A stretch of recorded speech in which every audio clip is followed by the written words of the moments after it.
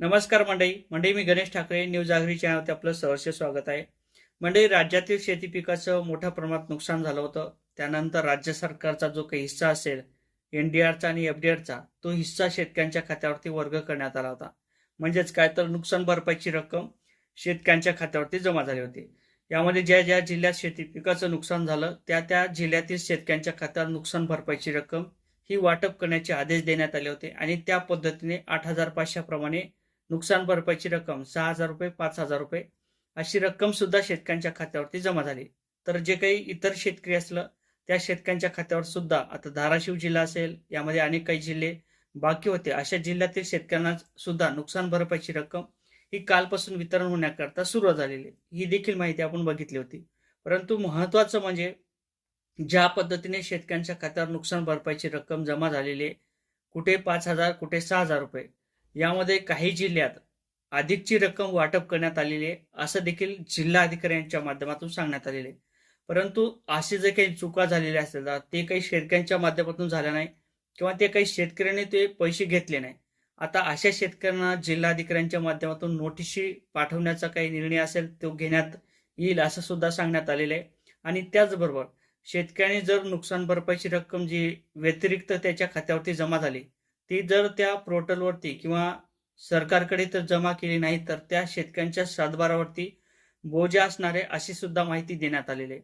परंतु मला हे सांगायचं आहे की शेतकऱ्यांच्या पदरात अद्याप काही पडत नाही.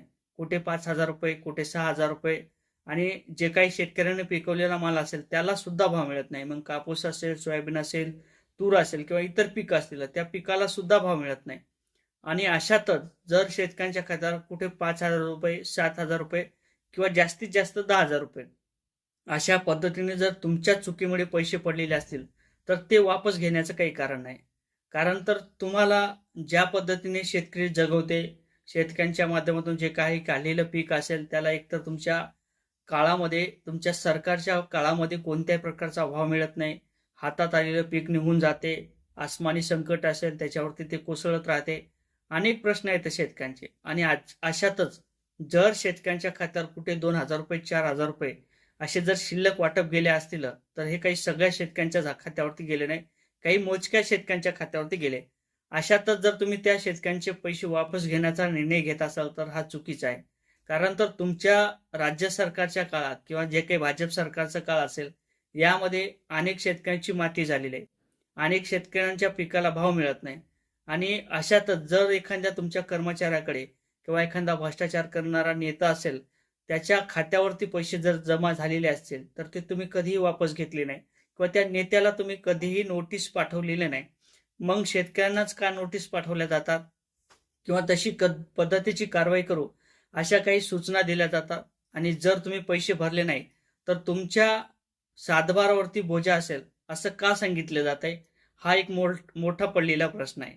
एकतर शेतकऱ्यांचा पीक विमा वाटप केला जात नाही, त्याच्या कर्जमाफीच्या संदर्भात काही निर्णय घेतला जात नाही, अनेक प्रश्न आहेत त्या विषयावरती बोलायला तयार नाहीत.